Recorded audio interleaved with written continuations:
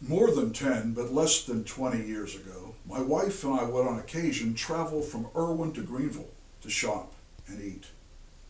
On one such trip, we noticed that there was a construction project begun on a stretch of old pasture along the main road between Johnson City and Greenville.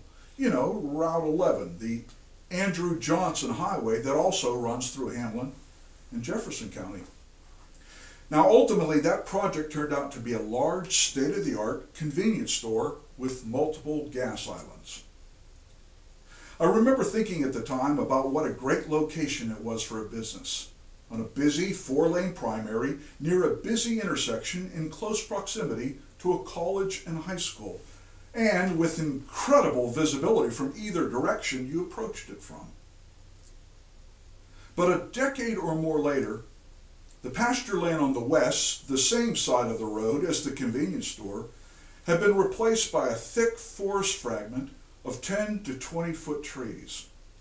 That is, the store now operated within a new landscape. Now you can still clearly see the store and store signage as you travel west along the highway. That is, as you travel on the opposite side of the four-lane with 2 or 3 heavily trafficked lanes and a median crossover between you and it.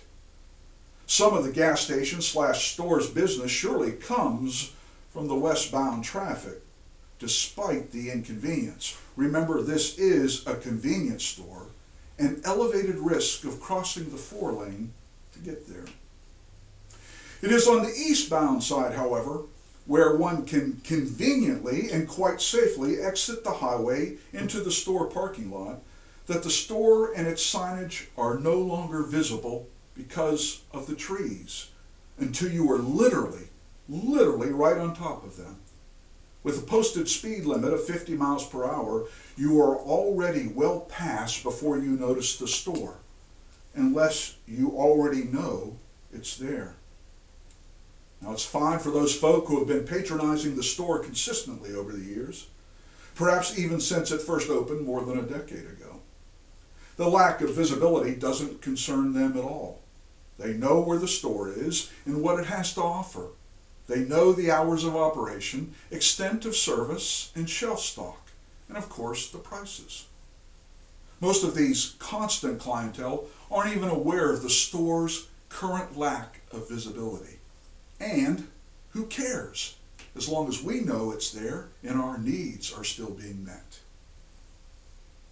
But for the stranger traveling east and passing through with their gas light on, or a weak bladder, or in desperate need of headache relief, the service that store might provide that pilgrim is not advertised or visible until it's too late or inconvenient to turn back.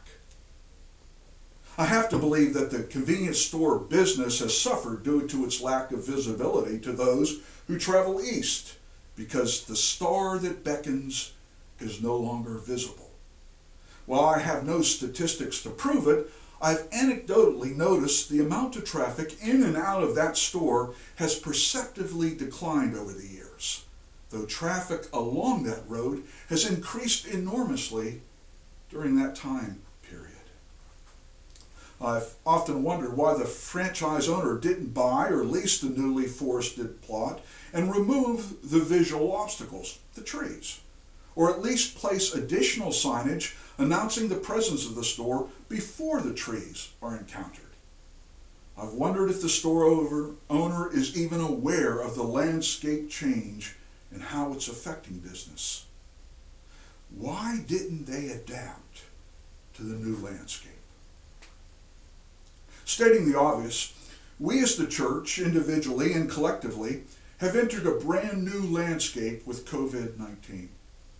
With Sunday and Wednesday parking lots empty, and no streams of folk entering and leaving our, that is, God's sacred places, and with scouts, preschoolers and their parents, grandparents and guardians, no longer using our, that is, God's space, we are becoming much less visible to the pilgrims passing by. You know, those who might be physically and spiritually hungry and thirsty, needing a place to join in fellowship, those who are seeking refuge, a safe harbor, a shoulder to cry on, or an ear of last resort.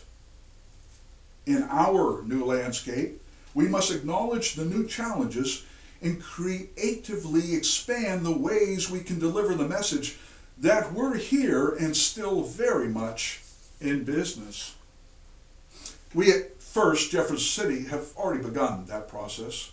We are fumbling and stumbling and growing into Zooming our Bible studies and committee meetings.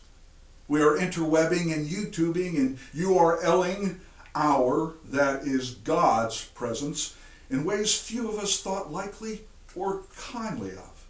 I am God's own tech dinosaur. Much of our future funding for mission and ministry will descend from the cloud. You'll need to mull that one over. We need very new ways to advertise our presence, services, and price, which is nothing and everything. The signboard will probably go the way of yellow page listing. Anyone up for holograms? When we return to in-house worship, and we will, our worship will look very little like the worship we have known and experienced since the end of World War II. By necessity, we will have to redefine what it means to be present in worship and Christian education.